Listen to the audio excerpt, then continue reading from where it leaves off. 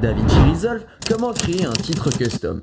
Bienvenue à toi sur la chaîne Apprendre DaVinci Resolve, on passe directement sur l'ordinateur avec un exemple de titre custom que l'on va créer ensemble. Voici, tu vois, j'ai cette petite vidéo bien sympathique et je voudrais rajouter un titre qui est totalement custom. Pour ça, on va aller directement donc dans la partie à gauche, on va aller dans Generator et on va importer une couleur solide. Ce qui nous permet d'avoir ce type de couleur là. On va l'adapter à la taille de notre texte qu'on va mettre par la suite. Donc on va faire un petit encart de ce type là. Et on va diminuer l'opacité. Alors opacité, voilà, c'est tout en bas, on va la mettre à 60. Les paramètres, c'est toi qui t'amuses à les modifier comme tu en as envie. On va rajouter un texte par-dessus, histoire que ce soit bien sympathique. Ok, on va pas s'amuser à le remplir en entier, ce sera pas la peine. Et on va juste rajouter au niveau de notre texte, on va rajouter ce qu'on appelle une shadow, une ombre, donc pour que le texte soit un petit peu plus lisible, avec 10, moins 5, voilà. Suite à ça, on va mettre une deuxième couche par-dessus, donc on va prendre notre solid color et on va définir une couleur. Alors là, on va mettre du bleu par exemple, et je veux que cette couleur là, elle soit à 100% opaque, toc. Donc là on voit pas ce qu'il y a en dessous, c'est totalement normal. On va maintenant réaliser l'animation. Alors pour faire l'animation, on va utiliser le crop right ou le crop left, peu importe. Et on va par exemple prendre donc le crop left là pour le 0. On va mettre une keyframe à 0. On va avancer à peu près une seconde plus tard.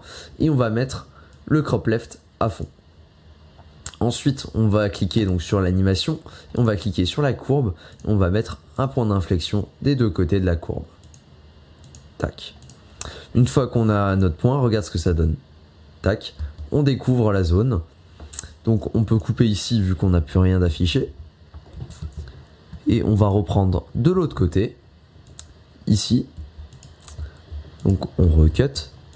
Et on va appliquer donc de nouveau la même transition en sens inverse. Donc là on est à 1920.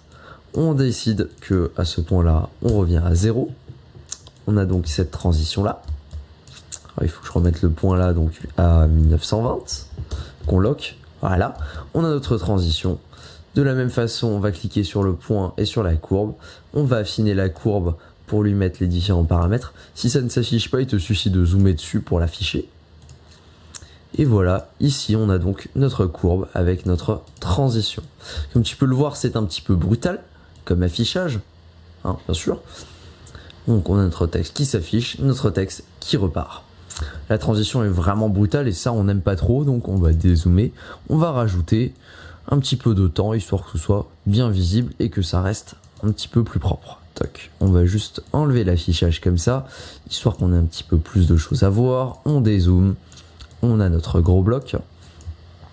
On va tout faire venir de cette façon-là. De toute façon, tant que le bloc là ne s'est pas enlevé, on voit pas ce qu'il y a en dessous, donc on peut le faire apparaître. On va mettre simplement une petite animation sous la forme d'un push que l'on va faire venir de cette façon-là.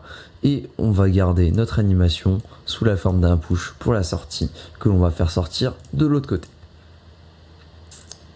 Voilà. Voici donc le résultat.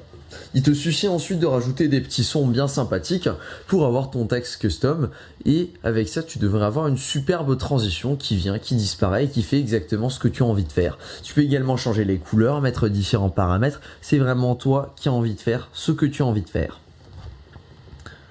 Si tu as besoin d'aide pour quelque chose en particulier sur DaVinci Resolve, laisse-moi un commentaire sous cette vidéo et j'en ferai un tutoriel. Et surtout n'oublie pas de t'abonner et d'activer la cloche pour être sûr d'avoir ta propre solution.